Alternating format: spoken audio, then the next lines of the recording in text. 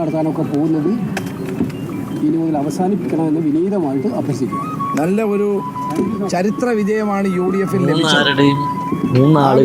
കേരളത്തിലെ ജനങ്ങൾ അല്ലേ KC എല്ലാവരും ഒരു കുടക്കീഴിലാണ്. വേണുഗോപാൽ മുതൽ VD സതീശൻ മുതൽ രമേശ് ചെന്നിത്തല മുതൽ നമ്മുടെ സണ്ണി ജോസഫ് വക്കീൽ മുതൽ എല്ലാവരും കൊടുമ്പിരിയോളം നീളുന്ന ചർച്ചകൾക്കൊടുവിൽ ഡൽഹിയിലെ എന്നാ പറയണ്ടേ കേന്ദ്രത്തിൻ്റെ അനുമതിക്കായി ഇങ്ങനെ കാത്തു നിൽക്കുകയാണ്. എല്ലാവരുടെ മുഖത്തും മ്ലാനതയാണല്ലോ. KC ഒന്നും കരക്കെടുക്കുന്ന ലക്ഷണമൊന്നും കാണുന്നില്ലല്ലോ. വമ്പൻ ട്വിസ്റ്റാണ് അല്ലേ, എന്തെല്ലാം കാര്യങ്ങളല്ലേ. ഒന്ന് ജയിപ്പിച്ച് എടുപ്പിച്ച് ജനം എടുത്തു കൊടുത്ത് കയ്യിലേക്ക് കൊടുത്ത് എല്ലാവരെയും വിജയിപ്പിച്ച് കയറ്റി വിട്ടു കഴിയുമ്പോൾ പിന്നെ കാണുന്ന ഈ ഗ്രൂപ്പുകളെയും ആട്ടിയും പിടിയും ഇത് കാണുമ്പോഴാണ് ജനം പറയുന്നത് ഇതിലും ഭേദം പിണറായി വിജയൻ തന്നെയാണ് അല്ലേ. കുറച്ചെങ്കിലും ഉളുപ്പുണ്ടോ അല്ലേ. ഈ ഇത്രയും ഭൂരിപക്ഷം കൊടുത്ത് ഇതാരുടെയും പോക്കറ്റിൽ ഇരിക്കുന്ന സാധനമൊന്നുമല്ലോ. ഈ സാധാരണക്കാരനെ വോട്ട് ചെയ്ത് വിജയിപ്പിച്ച് കയറ്റി കൊണ്ടുവന്ന് ഇത് കയ്യിലേക്ക് വെച്ചു കൊടുത്തിട്ട് ഒരാളെ പിടിച്ച് മുഖ്യമന്ത്രിയാക്കാൻ ഇത്ര തെണ്ണം.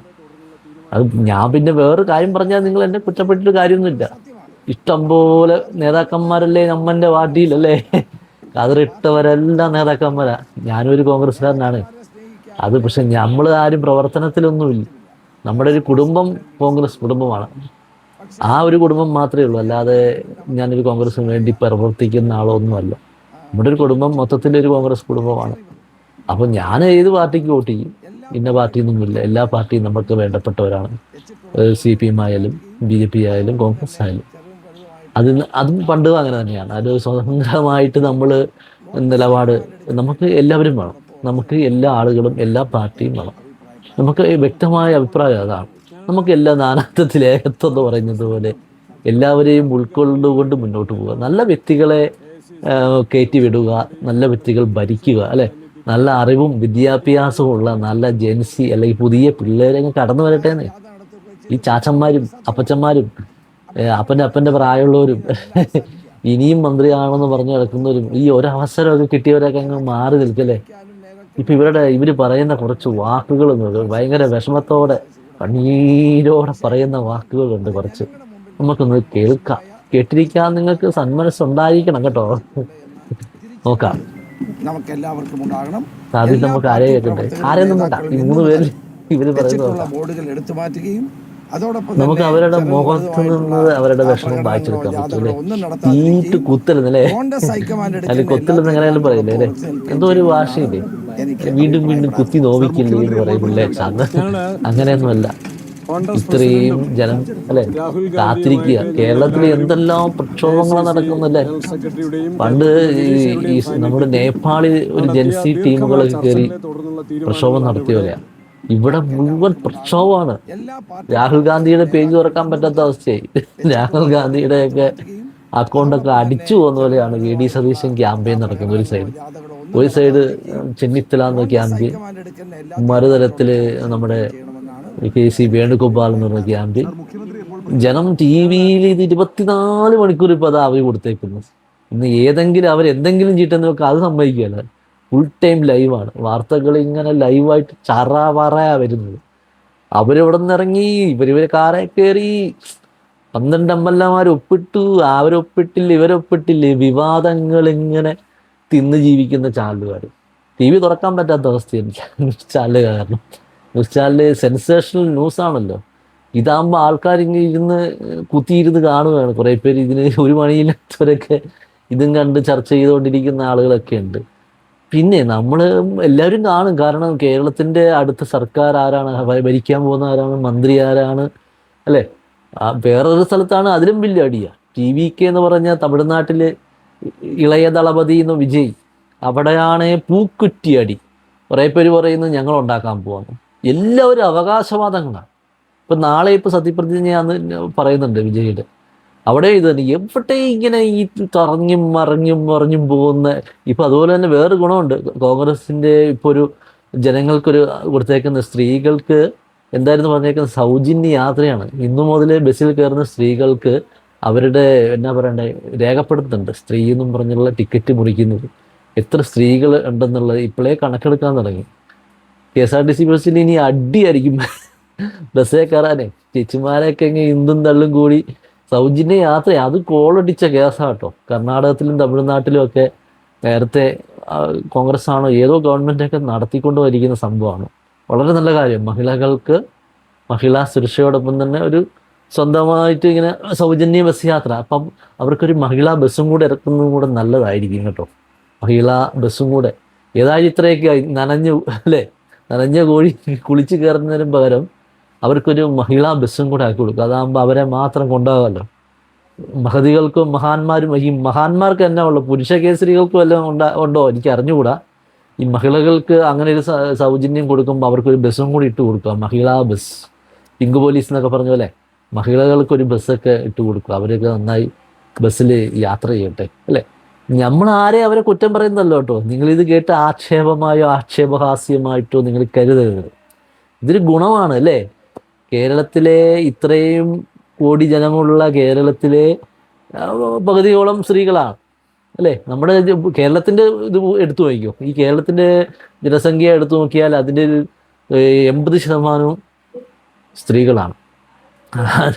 അങ്ങനെ നോക്കുമ്പോഴത്തേക്കും പ്രശ്നമാണ് അല്ലേ, പ്രശ്നമാണ് കാര്യങ്ങളുടെ അവസ്ഥ എന്ന് പറയുന്നത്. കാരണം അവർക്ക് ഒരു യാത്ര ചെയ്യണമല്ലോ, എല്ലാ മേഖലയിലും അവർക്ക് മുൻഗണന കൊടുക്കണം, അവരെ ആരെയും കുറച്ച് കളണം. പക്ഷേ ഇതൊക്കെ പ്രാവർത്തികമാക്കാൻ സാധിക്കുകയോ ഇല്ലയോ എന്നുള്ളതാണ്. കാരണം നമുക്ക് അറിയാം, കഴിഞ്ഞ ഒരു 2-3 മാസമായിട്ടൊരു സർക്കാർ ഇറങ്ങിപ്പോയി അല്ലേ. ആ ഇറങ്ങിപ്പോയ സർക്കാർ ഒരുപാട് കാര്യങ്ങൾ നടത്തി എന്ന് പറയാൻ പറ്റില്ല. ഉദ്ഘാടനം നടത്തി ബലക ഒട്ടിച്ചു പോയി. ഇത് തന്നെ ബലക അടിക്കാൻ വേണ്ടിയിട്ട് ഒരു ടീമിനെ ഏൽപ്പിച്ചിരുന്ന പറയുന്നത്. അങ്ങനെ കരക്കമ്പിയാണ്. ബലക അടിക്കാൻ വേണ്ടി ഒരു ടീമിനെ ഏൽപ്പിച്ചു. അപ്പോൾ കുട്ടികൾ അവിടെ കൊടുത്തിട്ട് ഇങ്ങനെ ബലക അടിച്ചിറക്കും. ഓരോ പദ്ധതികൾ ഇങ്ങനെ വന്നുകൊണ്ടിരിക്കല്ലേ. പാറ തുറക്കാനൊരു പദ്ധതി എവിടെയാണെന്നറിയോ, ജനഗുണമുള്ള പരിപാടിയാണ്. ഇവിടെ നിന്ന് കോഴിക്കോട് നിന്ന് വയനാട്ടിലേക്ക് തുരങ്കപാത. പക്ഷെ ആ തുരങ്കപാതയ്ക്ക് ചെറിയ കോടിയൊന്നും പോരാ കേട്ടോ, 4000-5000 കോടിയാണ്. ഈ ഇങ്ങനെയുള്ള കോടി നമ്മൾ വിചാരിക്കുന്നത് സൗജന്യമാണ്, ഒരിക്കലുമല്ല. കിഫ്ബി എന്ന് പറയുന്ന ധനകാര്യ സ്ഥാപനം കടമായിട്ട് കേരള ഗവൺമെൻറ്റിന് നൽകിയ തുകയാണ് ഈ തുക. നിങ്ങൾ ഒന്നുകൂടെ മനസ്സിലാക്കിയോ. കിഫ്ബി ഒരിക്കലും ചുമ്മാ ആർക്കും പൈസ കൊടുക്കൂല. ആ പൈസ തിരിച്ചടയ്ക്കണം. പലിശയുണ്ട്, കൂട്ടുപലിശയുണ്ട്, പിഴയുണ്ട്, ഇതെല്ലാം ഉണ്ട്. അതാണ് കിഫ്ബി എന്ന് പറയുന്നത്. അതിൻ്റെ ഫണ്ട് ഉപയോഗിച്ചുകൊണ്ട് കേരളത്തിൻ്റെ അങ്ങേയറ്റം മുതൽ ഇങ്ങേയറ്റം വരെ ഒരുപാട് റോഡുകളും ഒരുപാട് നിർമ്മാണ പ്രവർത്തനങ്ങളും വാരിക്കോരി നടത്താനുള്ള അനുമതി, ഉദ്ഘാടനങ്ങളും നടത്തുകയും ചെയ്തു. ഇനി അത് മുഴുവൻ ജനത്തിൻ്റെ മേലെ ഭാരിച്ചൊരു കടമാണ് വരാൻ പോകുന്നത്. അടുത്ത സർക്കാർ കയറുമ്പോൾ അവർക്ക് എല്ലാത്തിനും വില കൂട്ടേണ്ടി വരും. ഈ പണം മുഴുവൻ ഖജനാവിലേക്ക് തിരിച്ചടയ്ക്കണ്ടേ. ആരോ പറയാനായിട്ട് പട്ടി വെച്ച് കിടക്കുന്ന ഖജനാവ് മാത്രം മിച്ചമെന്നുള്ള ഹാസ്യമാണ്. സംഭവം ശരിയാണ്, ഒന്നുമില്ല ഖജനാവിലൊന്നുമില്ല. അതാണ് വലിയൊരു വാസ്തവം എന്ന് പറയുന്നത്. അപ്പം ഈ കുറേ പേര് പറഞ്ഞ് ബാറൊക്കെ അങ്ങ് പൊട്ടിച്ചാൽ മദ്യദുരന്തം അങ്ങ് നിൽക്കുന്നു. മദ്യദുരന്തമാണോ അവിടുത്തെ വലിയ വിഷയം? ഇവിടുത്തെ 18 മുതൽ 16 മുതൽ പോട്ട് 5-6 ക്ലാസ് പഠിക്കുന്ന പിള്ളേർ കഞ്ചാവിന് അഡിക്റ്റാണ്. അത് കോളേജ് പിള്ളേരായാലും ഇവർ മദ്യം കഴിക്കുന്നത് വളരെ കുറവാണ്. ഈ കഞ്ചാവും ലഹരി വസ്തുക്കളും ധാരാളം നമ്മുടെ കേരളത്തിലെ മക്കളുടെ കൈകളിലേക്ക് ഒഴുകിയെത്തുവാണ്. ഇതാണ് ഏറ്റവും കൂടുതൽ പ്രശ്നം, അല്ലാണ്ട് മദ്യമല്ല. ഇനി മദ്യം ആയിക്കോട്ടെ, അതവിടെ ഇരിക്കട്ടെ, നമുക്കതൊരു കാര്യത്തിൽ പറയാം.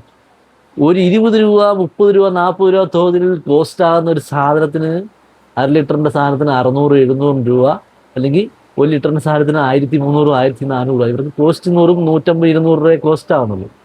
ആ സാധനത്തിനാണ് ഒരു 1200-1500 ഈ കുടിയന്മാർ പൈസ കൊടുത്ത് വാങ്ങിക്കഴിക്കുന്നത്. എത്ര കോടിക്കണക്കിന് രൂപ അതിലൂടെ വരുമാനം ഖജനാവിലേക്ക് വരുന്നറിയോ. അതുപോലെ തന്നെ ഈ ലോട്ടറിയിൽ നിന്നും കോടികളാണ് ഇങ്ങനെ ഒഴുകുന്നത്. അതിന് ടാക്സ് കോടികളാണ്. ആ ടാക്സ് അതുപോലെ വിറ്റ് പോകുന്ന ഈ പൈസയും കൊണ്ട് എത്ര കോടികളാണ് ഖജനാവിന് കിട്ടുന്നറിയോ. ഈ കിട്ടുന്നതൊക്കെ കൊണ്ടാണ് സർക്കാർ ഇത്രയും നാളും പ്രവർത്തിച്ചുകൊണ്ടിരുന്നത്.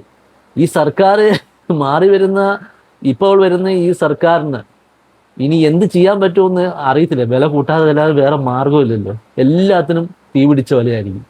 അപ്പം തീ പിടിച്ച വിലയാകുമ്പം ജനം വെറുക്കും. അപ്പം സമരങ്ങളുണ്ടാകും. അപ്പം 5 കൊല്ലം കഴിയുമ്പോൾ വീണ്ടും ആര് കയറും? CPM കയറും.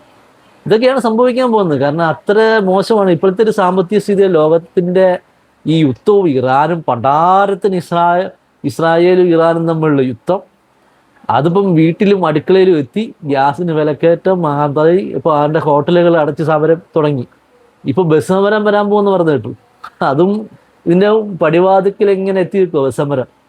ജനം ഇങ്ങനെ വലഞ്ഞ് ഞാൻ ചോദിക്കട്ടെ, ഒരു എത്രയോ വർഷം മുമ്പ്, ഞാനൊരു 10 വർഷം 15 വർഷം മുമ്പ് കടകളിൽ നിൽക്കുന്ന ആളുകളുടെ ഒരു ശമ്പളം, അടിസ്ഥാന ശമ്പളം എന്ന് പറഞ്ഞാൽ 12,000 രൂപ. ഈ 15 കൊല്ലം കഴിഞ്ഞ് 20 കൊല്ലം കഴിഞ്ഞിട്ടും ഇപ്പോഴും ഈ പറയുന്ന നമ്മുടെ പ്രൈവറ്റ് സ്ഥാപനങ്ങളിൽ വർക്ക് ചെയ്യുന്ന നമ്മുടെ തുണി, ടെക്സ്റ്റൈല് അല്ലെങ്കിൽ പലചരക്ക് കട, അങ്ങനെയുള്ള എല്ലാ കടകളിലും ജോലി ചെയ്യുന്ന ആളുകളുടെ ശമ്പളം എന്ന് പറയുന്നത് 15 കൊല്ലം മുമ്പുണ്ടായിരുന്ന 15,000 രൂപ അല്ലെങ്കിൽ 12,000 രൂപ തന്നെയാണ്. അതിന് യാതൊരു വ്യത്യാസവും വന്നില്ല. അന്നുണ്ടായിരുന്ന സാധനത്തിൻ്റെ 3 ഇരട്ടി വിലയാണ് അരിക്ക്, പഞ്ചസാരയ്ക്ക്, അതുപോലെ തന്നെ ഗ്യാസിന്, എല്ലാത്തിനും കൂടിയേക്കുന്നത്. സർവത്ര ഒരു കയറ്റം ഇങ്ങനെ കയറി അങ്ങ് പോയിക്കൊണ്ടിരിക്കുകയാണ്. ഞാൻ പറഞ്ഞു വന്നതൊന്നുമല്ല, ഈ വരാൻ പോകുന്ന സർക്കാർ, ഈ നമ്മുടെ മുഖ്യമന്ത്രി കുപ്പായത്തിന് വേണ്ടി കടിപിടി കൂടുന്ന ഇതാണ് ജനം വെറുക്കും എന്ന് പറഞ്ഞ വെറുപ്പ്. കുറെ കഴിയും ജനം വെറുത്തു പോയേ. ഇപ്പൊ തന്നെ ക്യാമ്പയിനൊക്കെ തുടങ്ങി. എന്താണെന്നറിയോ? തോപ്പിച്ചു വിടണമെന്ന് പറയുന്നത്. മനസ്സിലാരെങ്കിലൊക്കെ ഉദ്ദേശിച്ചിട്ടുണ്ടാവല്ലോ ഒന്നയാൾ മുഖ്യമന്ത്രി ആകണമെന്ന്. അദ്ദേഹം ആയില്ലെങ്കിൽ വരുന്ന ആൾ എവിടെയെങ്കിലും നിന്ന് ജയിക്കണമല്ലോ. ആര്? KC വേണുഗോപാൽ എന്ന് പറയുന്ന വ്യക്തി ആരാണെന്ന് പലർക്കും വലിയൊരു നിശ്ചയം ഉണ്ടാവില്ല. കാരണം കേരളത്തിൽ അധികം പ്രവർത്തിക്കാത്ത ഒരാളാണ് KC വേണുഗോപാൽ. ഈ ആലപ്പുഴക്കാരനാണ്. പയ്യന്നൂരുമായിട്ട് ചെറിയൊരു ബന്ധമുണ്ടെന്നൊക്കെ പറയുന്നു, അറിയില്ല. എങ്കിൽ പോലും ആലപ്പുഴയിൽ ജയിച്ച് MP ആയി അദ്ദേഹം നിയമസഭയിലേക്ക് പോകുന്നു. ഇദ്ദേഹം നിയമസഭയിലേക്കാളും കൂടുതൽ കേരളത്തിലെ അല്ല, ഇന്ത്യയിലെ കോൺഗ്രസിന് വേണ്ടി ഒരുപാട് കാര്യങ്ങൾ ചെയ്ത സോണിയാഗാന്ധിയും അതുപോലെ തന്നെ രാഹുൽ ഗാന്ധിയോടൊക്കെ ഒപ്പം ആ പാർട്ടി തലത്തിൽ ഒരു കെട്ടെടുപ്പ് അല്ലെങ്കിൽ കെട്ടിപ്പടുക്കാൻ വേണ്ടിയിട്ട്, ഉയർച്ചയിൽ എത്തിക്കാൻ വേണ്ടി വളരെ വർഷങ്ങളായി പ്രവർത്തിക്കുന്ന ഇതാണ്. അപ്പോൾ കേരളത്തിലെ ആളുകൾക്ക് വലിയ പരിചയമൊന്നും ഇദ്ദേഹത്തിന് ഇല്ല. കേരളത്തിൽ ഉണ്ടായിട്ടുള്ള പഞ്ചായത്ത് തെരഞ്ഞെടുപ്പ് മുതൽ പാർലമെൻറ്റ് തെരഞ്ഞെടുപ്പ് മുതൽ ഇപ്പോഴത്തെ തെരഞ്ഞെടുപ്പ് വരെയുള്ള കുറേ ഒരു 10-15 വർഷത്തെ കാലഘട്ടം നിങ്ങൾ എടുത്തു നോക്കിയാൽ നിങ്ങൾക്ക് മനസ്സിലാവും. എല്ലാ മേഖലയിലും ഈ പുള്ളിയുണ്ട്. പുള്ളി ഒരു കേന്ദ്രമന്ത്രിയൊക്കെ ആയിരുന്നു. അപ്പം പുള്ളിയുടെ ഒരു രാഷ്ട്രീയം എന്ന് പറഞ്ഞത് കേന്ദ്രമായിരുന്നു. ഈ കേരളത്തിലുള്ളവർക്കൊന്നും വലിയ കാര്യമായിട്ടൊന്നും ഇദ്ദേഹത്തെ അറിയത്തില്ല. ഈ കേരളത്തിൽ വലിയ രാഷ്ട്രീയം എന്നൊക്കെ പറയാൻ വേണ്ടി ഒന്നുമില്ല. എപ്പോഴും അടിയല്ലേ അല്ലേ? ഇസ്ദാർ എന്ന് പറയുന്ന നമ്മുടെ കണ്ണൂരിൻ്റെ ഒരു അതിശയത്തിനായ നേതാവുണ്ട്. അദ്ദേഹവും തമ്മിൽ എന്തെല്ലാം അടിയായിരുന്നു. ആരുമായിട്ട്? ഇപ്പോൾ ഉണ്ടായിരുന്ന പ്രതിപക്ഷ നേതാവുമായിട്ടുള്ള അടിയൊക്കെ നമ്മളെല്ലാവരും കണ്ടതായി 2.5 കൊല്ലം മുമ്പ് 3 കൊല്ലം മുമ്പൊക്കെ. പിന്നെ ഇപ്പം എല്ലാവർക്കും VD സതീശനോട് ആരാധന. ആരായാലും നമുക്കൊന്നുമില്ല. എങ്കിലും ഈ അനിശ്ചിതത്വം അല്ലേ, ഈ സങ്കീർണത എങ്ങനെ ഒഴിവാക്കുമായിരുന്നെങ്കിൽ എത്രയും വേഗം ഒരു മുഖ്യമന്ത്രി ഈ നാടിൽ കെട്ടു അല്ലേ. തമിഴ്നാട്ടിലും ഇതുപോലെ തന്നെ ഇങ്ങനെ വലിച്ചങ്ങ് കൊണ്ടുപോകുമായിരുന്നു. അപ്പോൾ എത്രയും വേഗം കേരളത്തിലേക്ക് കിട്ടട്ടെ. കാരണം ഇവരുടെയൊക്കെ 3 പേരുടെയും മനസ്സിലിരിപ്പ് നമുക്കിപ്പോൾ കാണണ്ടേ. നമ്മളിപ്പോൾ കണ്ടില്ലേ, ഡൽഹിയിൽ നിന്ന് അവരിറങ്ങി സംസാരിക്കുന്നതൊക്കെ മാധ്യമങ്ങളോട് നിങ്ങൾ കണ്ടു. എന്താണ് സംഭവിക്കുന്നതെന്നൊന്നും പറയാൻ പറ്റില്ല. ഹൈക്കമാൻഡ് തന്നെ വെട്ടിലായി. KCനെ പൊക്കണോ, VD സതീശനെ പൊക്കണോ, ചെന്നിത്തലയിലെ പൊക്കണോ, ആരെ പൊക്കണോ എന്നറിയില്ല. എന്തായാലും പൊട്ടിത്തെറി ഉറപ്പാണ്. ആരെ പൊക്കിയാലും കോൺഗ്രസിൽ നിന്ന് കുറേ പേര് ഇനിയും പോവും. എങ്ങോട്ട് പോവും? അവർക്ക് പോകാൻ ഒരു സ്ഥലമേ ഉള്ളൂ, BJP പോയിരിക്കും. അതാണ് സംഭവിക്കാൻ പോകുന്നത്. ഇപ്പോൾ കഴിഞ്ഞ ദിവസം ഏതോ ചാനലുകാർ സുജയുടെ ചാനലാണെന്ന്, സുജാ പാർവതിയുടെ ചാനലാണെന്ന് തോന്നുന്നു, മംഗലാപുരത്ത് പോയി VD സതീശൻ BJPയുടെ ആളുകളെ കാണുന്ന വീഡിയോ. ഇതൊക്കെ വലിയ കഥകളൊക്കെ ഉണ്ട്, വലിയ സംഭവങ്ങളൊക്കെ ഉണ്ട്. വരും വിഷയങ്ങളിൽ ഞാനത് പറയാം. എന്തായാലും പെട്ടെന്ന് മുഖ്യമന്ത്രിയൊക്കെ ഉണ്ടാകട്ടെ. മറ്റൊരു വിഷയമായി കണ്ടുമുട്ടാം. Okay, by.